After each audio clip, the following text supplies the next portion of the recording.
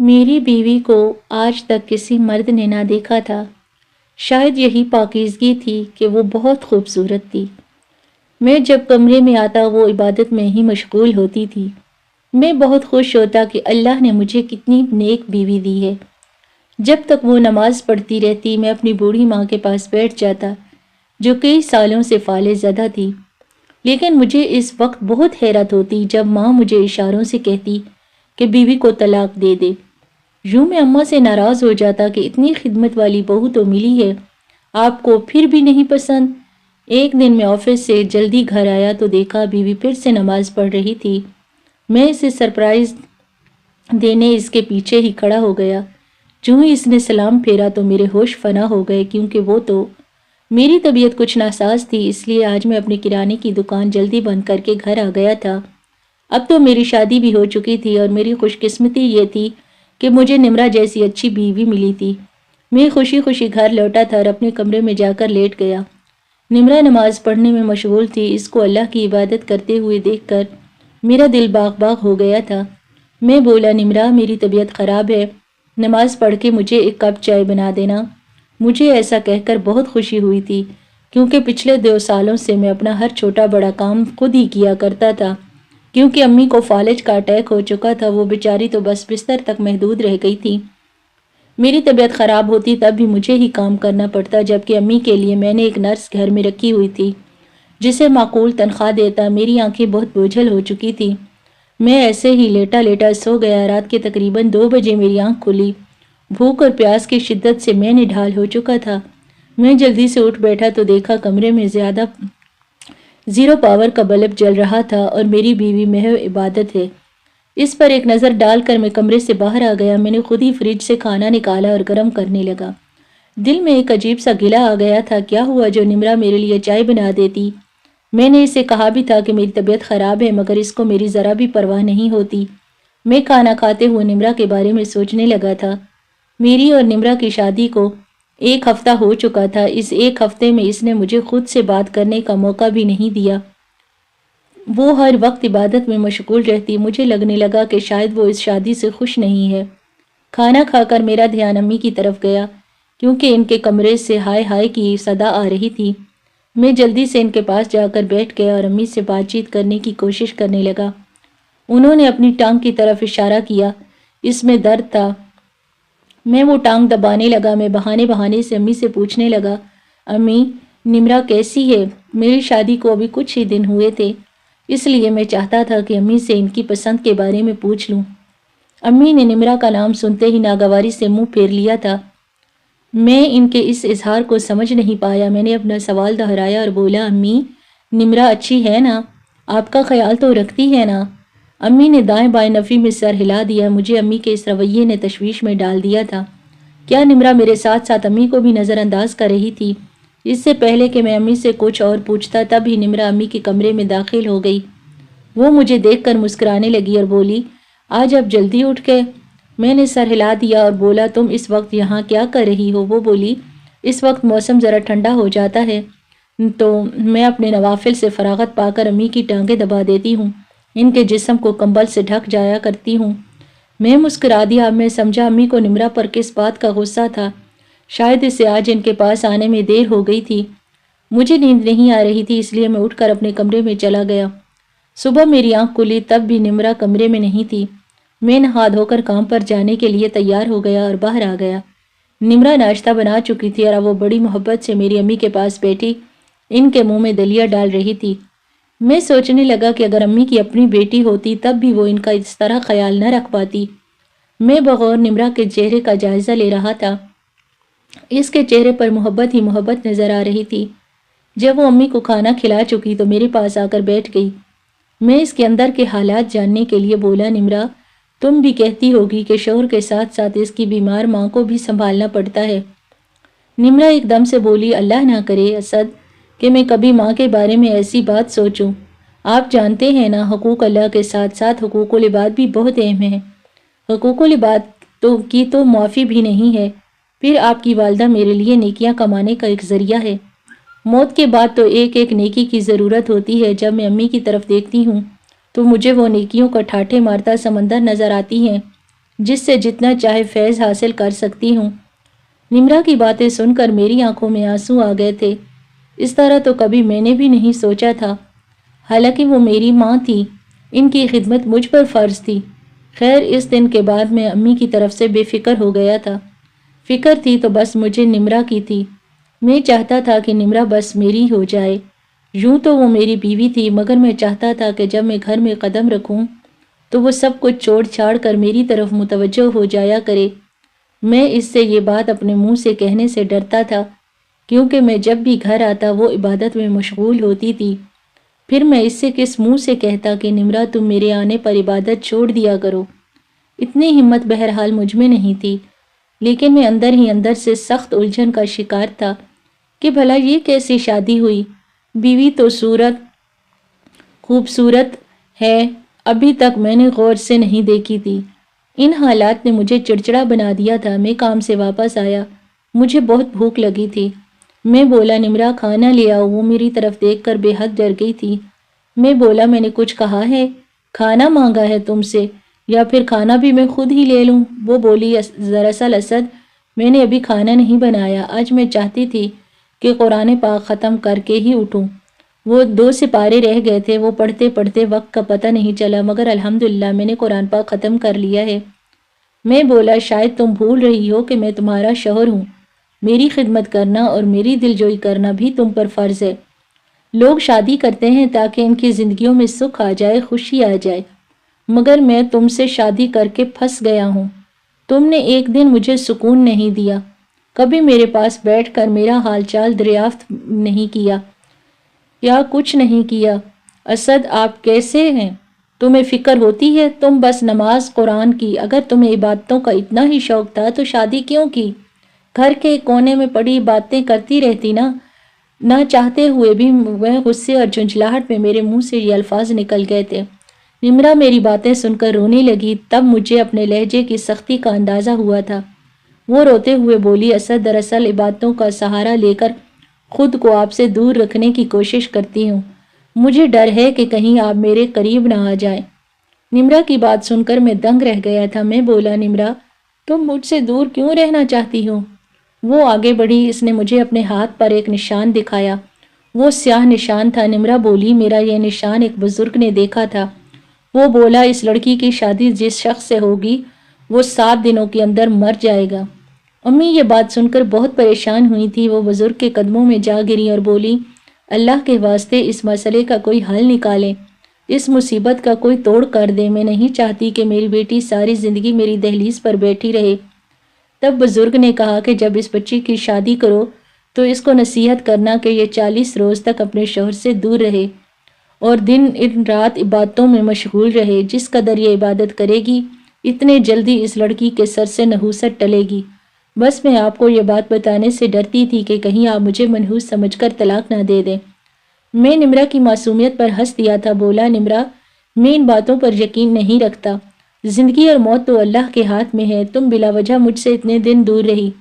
نمرا میری بات سن کر بہت گھبرا گئی، بولی اسد، میری زندگی میں آنے والے آپ پہلے مرد ہیں، آپ سے قبل نہ کسی نے مجھے دیکھا ہے اور نہ ہی میں نے کسی غیر محرم مرد کو آنکھ اٹھا کر دیکھا ہے، آپ ہی میری کل کائنات ہیں، میں آپ کو اپنی نحوست کی وجہ سے کھونا نہیں چاہتی، آپ خود آرا یہ 40 روز مجھ سے دور رہیں۔ میں نے نمرا کے چہرے پر بہت بے بسی دیکھی تھی، اس لیے اس کی بات مان لی۔ وہ بے انتہا خوش ہو گئی تھی۔ نمرا کی باتیں سن کر میں اندر تک سرشار ہو گیا تھا۔ مجھے تو یہی لگنے لگا کہ شاید میری بیوی مجھ سے پیار نہیں کرتی، اس لیے وہ مجھ سے دور دور رہتی ہے۔ خیر، نمرا کی بات سننے کے بعد اب میں کافی پرسکون ہو گیا تھا۔ اب جب بھی میں اسے عبادت میں مشغول دیکھتا تو مجھے اس پر بے انتہا پیار آتا، کیونکہ وہ یہ سب میری زندگی بچانے کے لیے کر رہی تھی۔ ہماری شادی کو اب کافی دن گزر چکے تھے۔ میں نے سوچا کہ اب امی کے خیالات معلوم کرتا ہوں کہ وہ نمرا کے بارے میں کیا سوچتی ہیں۔ میں امی کے پاس آ کر بیٹھا تو امی نے ادھر ادھر دیکھنا شروع کر دیا، جیسے وہ کسی سے ڈر رہی ہوں۔ پھر وہ اشارے کر کے کہنے لگی کہ نمرا کو طلاق دے دو۔ میں تو یہ دیکھ کر ہی حیران رہ گیا۔ میں بولا امی یہ آپ کیسے کہہ سکتی ہیں؟ آپ کیسی ماں ہیں جو میرا گھر اجاڑنا چاہتی ہیں؟ تب امی نے مجھے اشاروں سے کہا کہ تمہاری بیوی میرا خیال نہیں رکھتی، تم میری نرس کو واپس لے آؤ۔ تب ہی نمرا امی کے کمرے میں آ گئی۔ وہ مجھے دیکھ کر حیران ہوئی اور بولی اسد آپ یہاں کیا کر رہے ہیں، کب آئے؟ میں بولا ابھی آ کر بیٹھا ہوں۔ نمرا بھی ہمارے پاس ہی بیٹھ گئی۔ تب امی بڑے آرام سے لیٹی رہی تھی۔ میں امی کے پاس جب بھی جاتا، دن رات صبح شام، تھوڑی دیر بعد وہ وہاں نمرا بھی آ جاتی تھی۔ اس بات کو تو یہی مطلب تھا کہ وہ وقفے سے امی کو چیک کرنے آتی رہتی ہے۔ پھر نہ جانے امی یہ سب کیوں کہہ رہی تھی۔ میں نے اس دن کے بعد بھی 2-3 بار امی سے اس سلسلے میں بات کرنے کی کوشش کی تھی، مگر امی ہر بار مجھ سے یہی مطالبہ کرتی کہ نمرا کو طلاق دے کر میری نرس کو میرے پاس لے آؤ۔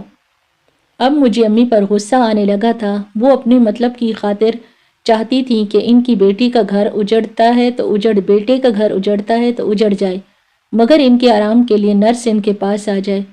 میں تو نرس کو چھٹی دینے کے حق میں نہیں تھا، مگر شادی کے دوسرے ہی دن نمرا میرے سامنے یہ فرمائش رکھ دی کہ آپ نرس کی چھٹی کر دیں، میں امی کا خیال رکھوں گی۔ میں بولا نہیں نمرا، میں تم پر بلا وجہ بوجھ نہیں ڈالنا چاہتا۔ نرس ہے وہ امی کا خیال رکھا کرے گی، تم بس میرا خیال رکھا کرنا۔ میری بات سن کر نمرا مجھ سے سخت خفا ہو گئی تھی۔ وہ بولی مجھے لگتا ہے آپ مجھ پر بھروسہ ہی نہیں کرتے، اسی وجہ سے نرس کو رخصت نہیں کرنا چاہتے۔ اپنی نئی نویلی دلہن کو خود سے بدگماں نہیں کر سکتا تھا، اس لیے میں نے نرس کو کہا کہ آج کے بعد تم مت آنا۔ نمرا بے انتہا خوش ہوئی تھی۔ پھر اس کا امی کے ساتھ لگاؤ بھی تو بہت تھا۔ وہ تو امی کو نیکیوں کی کنجی سمجھتی تھی۔ اب اگر میں اس سے کہہ دیتا کہ میں پھر سے نرس رکھنا چاہتا ہوں تو وہ یقیناً مجھ سے خفا ہو جاتی، اس لیے میں نے امی کی بات سنی انسنی کر دی تھی۔ دن گن گن کر کاٹ رہا تھا کہ کب 40 دن پورے ہوں اور میری بیوی اپنے رشتے کا آغاز کرے۔ نمرا بھی مجھ سے اکثر کہا کرتی تھی کہ دن کاٹے نہیں کٹتے، دل میں بہت سی باتیں ہیں جو میں آپ سے کرنا چاہتی ہوں، مگر ایک بات یہ 40 دن خیر و عافیت سے گزر جائیں پھر آپ کے ساتھ ہر بات شیئر کیا کروں گی، کیونکہ مجھے آپ سے بے انتہا محبت ہو چکی ہے۔ میں نمرا کی بات سن کر 7ویں آسمان کی سیر کرنے لگتا تھا۔ ایک دن میں کام سے واپس آیا تو نمرا بولی امی کھانا نہیں کھا رہی۔ منہ انہوں نے مضبوطی سے چند نوالے لیے ہیں، انہیں ڈاکٹر کے پاس لے چلیں۔ میں پریشان ہو گیا، جلدی سے امی کے پاس گیا۔ میں نے ان سے کھانا نہ کھانے کی وجہ معلوم کی تو انہوں نے مجھے اشاروں سے سمجھایا کہ میں تب تک کھانا نہیں کھاؤں گی جب تک تم اپنی بیوی کو طلاق نہیں دے دیتے۔ میں امی کی بات سن کر سخت غصے میں آ گیا تھا۔ میں بولا نہیں کھانا تو نہ کھائیں، مجھ پر کوئی احسان نہیں ہے آپ کا۔ میں اٹھ کر چھت پر چلا گیا تھا۔ بھلا یہ بھی کوئی بات ہوئی؟ مجھے تو یہ سمجھ نہیں آتی کہ عورت ساس بننے کے بعد اتنی سنگ دل کیسے ہو سکتی ہے۔ اب میری امی کو ہی دیکھ لیں، وہ خود معذور تھی، میری بیوی کی محتاج تھی، مگر پھر بھی میرے گھر میں پھوٹ پڑوانا چاہتی تھی۔ میں نے نمرا سے کہہ دیا کہ امی کو کھانا دینے کی ضرورت نہیں، ان کا پیٹ خراب ہے، مگر جیسے ہی رات ہوئی تو میرے پیٹ میں بھوک سے چوہے دوڑنے لگے۔ تب میرے دل کو کچھ ہوا، آنکھوں سے آنسو بہنے لگے تھے کہ میں نے خود کو لعنت ملامت کیا تھا۔ یہ چلو امی تو بیمار ہیں اور بیماری میں انسان چڑچڑا ہو ہی جاتا ہے، اب بھلا تمہیں کیا ضرورت پڑی تھی کہ معذور عورت کے ساتھ ضد کرتے ہو۔ میں نے جلدی سے امی کا دلیا اٹھایا اور ان کے پاس لے گیا۔ امی کی آنکھ سے بھی آنسو رواں تھے۔ انہوں نے مجھے اشارے سے کہا کہ بیٹا میرے لیے میری نرس واپس لے آؤ۔ میں نے حامی بھر دی تھی، مگر میں نمرا کی ناراضگی سے ڈرتا تھا۔ اس چیز کا میں نے یہ حل نکالا تھا کہ میں نے نمرا سے کہہ دیا کہ میں نے ڈاکٹر کو کال کر کے امی کی کنڈیشن کے بارے میں بتایا تھا، وہ اپنی ایک نرس کو امی کی کنڈیشن معلوم کرنے کے لیے بھیج رہے ہیں۔ نمرا میری بات سن کر بجھ سی گئی تھی، مگر بولی کچھ بھی نہیں۔ میں نے دل میں شکر کیا کہ اس نے ہنگامہ نہیں کھڑا کیا۔ میں ہسپتال سے جا کر نرس کو لے آیا تھا۔ میں نے نرس سے کہہ دیا کہ امی کی بیماری کے متعلق ایک ایک بات مجھے بتانا ہے۔ میں نے اسے گھر میں چھوڑا کر خود کام پر چلا گیا۔ کام سے واپس آیا تھا، میں سیدھا امی کے کمرے میں چلا گیا۔ میں بولا سسٹر امی کی کنڈیشن اب کیسی ہے؟ وہ بولی اسد صاحب آپ سے مجھے یہ امید نہیں تھی کہ اس سے پہلے نرس اپنی بات مکمل کرتی۔ نمرا بھی وہیں آ گئی۔ وہ نمرا کی طرف دیکھ کر بولی آپ کی مسز کہاں جاب کرتی ہیں؟ میں بولا نہیں یہ گھر میں ہی ہوتی ہیں، یہ جاب نہیں کرتی۔ نرس حیرت سے بولی تو پھر مجھے صبح سے نظر کیوں نہیں آئی؟ میں نے نمرا کے چہرے سے ہمایاں اڑتے ہوئے دیکھا تھا۔ وہ بولی دراصل اتنے عرصے سے دن رات امی کی خدمت میں لگی رہتی ہوں آج فارغ تھی تو اپنی نیند پوری کرنے لگی تھی۔ میں نے نمرا کے بہانے سے کمرے سے باہر بھیج دیا کہ تم کھانا لگاؤ، بھوک بہت لگی ہے۔ وہ باہر چلی گئی تو میں نے نرس سے کہا کہ کھل کر بات کریں۔ وہ بولی آپ کی والدہ کی کنڈیشن نہایت کریٹیکل ہے، صفائی نہ ہونے کی وجہ سے ان کے جسم پر زخم بن چکے ہیں۔ یہ زخم بہت تکلیف دہ ہیں، ان میں کھجلی بھی بہت ہوتی ہے، مگر آپ جانتے ہیں نا آپ کی والدہ معذور ہیں، پھر خود سوچیں وہ یہ سب کیسے برداشت کرتی ہوں گی۔ اسد صاحب، اگر آپ اپنی والدہ کا خیال نہیں رکھ سکتے تو انہیں کسی ہسپتال میں ایڈمٹ کروا دیں یا پھر انہیں کسی اولڈ ہوم میں ہی بھیج دیں۔ آپ اپنے لیے جہنم کی آگ تو مت پیدا کریں نا۔ میں نرس کی باتیں سن کر کانپنے لگا تھا، میری آنکھوں سے آنسو بہنے لگے۔ میں جلدی سے گھر سے باہر نکل گیا اور اپنی گاڑی میں بیٹھ کر گھنٹہ بھر روتا رہا اور اللہ سے اپنی کوتاہی کی معافی مانگتا رہا۔ جب آنسو خشک ہو گئے تو میں گھر واپس آ گیا۔ نمرا بولی آپ کہاں چلے گئے تھے؟ میں نے جھوٹ بول دیا کہ دوست کی کال آ گئی تھی، میں وہی سننے باہر چلا گیا تھا۔ نمرا بولی نرس نے امی کی کیا رپورٹ دی ہے؟ میں بولا سسٹر کہہ رہی تھی کہ لیٹے رہنے کی وجہ سے مریضہ کی بھوک کم ہو گئی ہے، فزیو تھراپی کی ضرورت ہے۔ وہ ایک دم سے پرسکون ہو گئی تھی۔ میں نے اس سے کہہ دیا کہ میں نے باہر سے ہی کھانا کھا لیا ہے، اب بس آرام کرنا چاہتا ہوں۔ میں سونے کے لیے لیٹ گیا مگر نیند کہاں آنی تھی، مجھے تو نرس کی باتیں رہ رہ کر یاد آ رہی تھی۔ رات کا نہ جانے کون سا پہر تھا جب میری آنکھ کھٹکے سے کھلی تھی۔ میں نے آنکھیں کھول کر دیکھا تو نمرا الماری میں سے ایک سیاہ بیگ نکال رہی تھی۔ وہ نکال کر اس نے آہستہ سے الماری بند کر دی اور کمرے سے باہر نکل گئی۔ میں بھی اٹھ بیٹھا تھا، تھوڑی دیر بعد کمرے سے نکل آیا کہ آخر دیکھوں تو صحیح میری بیوی کہاں جا رہی ہے۔ میں بھی دبے پاؤں اس کا پیچھا کرنے لگا۔ وہ چھت پر جا رہی تھی، میں بھی جلدی سے چھت پر چڑھ گیا۔ تب سامنے کا منظر دیکھ کر میں سکتے میں آ گیا تھا۔ چھت پر ایک لڑکا کھڑا تھا۔ نمرا بولی اس سیاہ بیگ میں میں نے اپنا سارا زیور اور پیسے وغیرہ ڈال لیے ہیں، اب میرا یہاں پر رہنا بہت مشکل ہو گیا ہے کیونکہ میری شادی کو 40 دن ہونے والے ہیں، پھر اب تو گھر میں ایک نرس بھی آ گئی ہے۔ میں تم سے نہ تو دن ٹائم مل سکوں گی اور نہ ہی رات میں۔ آج بھی نرس نے میری شکایت میرے شوہر کو لگا دی کہ میں دن بھر تمہاری بیوی کو گھر میں نہیں دیکھا۔ یہ تو شکر ہے کہ اسے معلوم نہ پڑ سکا کہ میں چھت پر تمہارے ساتھ تھی۔ چلو بھاگ چلیں یہاں سے۔ وہ لڑکا بولا ہاں، یہ بیگ مجھے دے دو۔ اس سے پہلے کہ نمرا وہ بیگ لڑکے کو تھماتی، میں نے جھٹ سے وہ بیگ اس کے ہاتھ سے پکڑ لیا تھا۔ نمرا مجھے دیکھ کر بے انتہا ڈر گئی تھی، اسے کچھ سمجھ میں نہیں آیا تو اسی رسی کو پکڑ کر چھت سے نیچے اترنے کی کوشش کرنے لگی جہاں سے وہ لڑکا آیا تھا، مگر اس کی گرفت رسی پر مضبوط نہ تھی جس کی وجہ سے وہ نیچے گر گئی اور اس کی ٹانگ کی ہڈی ٹوٹ گئی۔ میں نے لڑکے کو دبوچنا چاہا تھا مگر وہ کمال مہارت سے کود گیا اور یہ جا وہ جا۔ میں نیچے اتر کر نمرا کے پاس گیا اور بولا میں تمہیں طلاق دیتا ہوں۔ میں نے نمرا کو 3 طلاقیں دے دی، پھر بولا جی تو چاہتا ہے کہ شور مچا کر سارے محلے والوں کو اکٹھا کر لوں اور کہوں دیکھو کس طرح میری بیوی گھر سے بھاگتے ہوئے نیچے گر گئی اور اس کا عاشق بھی اسے چھوڑ کر بھاگ گیا۔ وہ رونے لگی تو میں بولا سچ سچ کہو، تم واقعی عبادت گزار تھیں یا میرے سامنے بنتی تھی؟ وہ رونے لگی اور بولی اگر عبادت گزار ہوتی تو کیا یہ سب کرتی؟ میں نے تم سے آج تک جو بھی کہا وہ جھوٹ ہے۔ دراصل میں فہیم سے محبت کرتی تھی، اس سے شادی کرنا چاہتی تھی، مگر تمہارا رشتہ آ گیا تو والدین نے تمہارے ساتھ رخصت کر دیا۔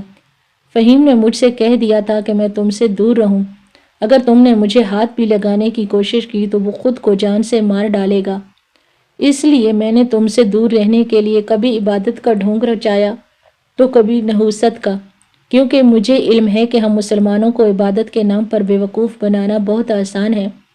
کبھی پیروں کے آستانوں کے باہر لمبی لمبی لائنیں دیکھی ہیں، وہ فقط اسی لیے نہ کہ وہ اسلام کا لبادہ اوڑھ کر لوگوں کو لوٹتے ہیں۔ میں نے بھی وہی کیا۔ میں ہنس کر بولا تمہاری خاطر جان دینے والا تو تمہیں اس حال میں چھوڑ کر بھاگ گیا۔ پھر میں اسے گاڑی میں ڈال کر ہسپتال لے گیا اور اس کے والدین کو فون کر کے وہیں پر بلا لیا تھا۔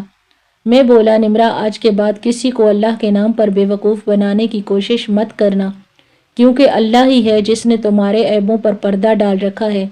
اگر اللہ تمہارا پردہ تمہارے والدین کے سامنے ہٹا دے اور ان کو علم ہو جائے کہ ان کی بیٹی شادی کے بعد شوہر کو دھوکہ دے کر اپنے عاشق سے ملتی رہی ہے تو سوچو پرسان حال کون ہوگا۔ نمرا میری بات سن کر رونے لگی اور میں ہسپتال سے باہر نکل کر یہ سوچنے لگا کہ حد سے زیادہ نیک نظر آنے والے لوگوں سے بھی بچنا چاہیے۔ آپ کو ہماری آج کی کہانی کیسی لگی؟ اگر اچھی لگے تو اسے لائک کریں، اپنے دوستوں کے ساتھ شیئر کریں اور ہمارے اس چینل کو ضرور سبسکرائب کیجیے گا۔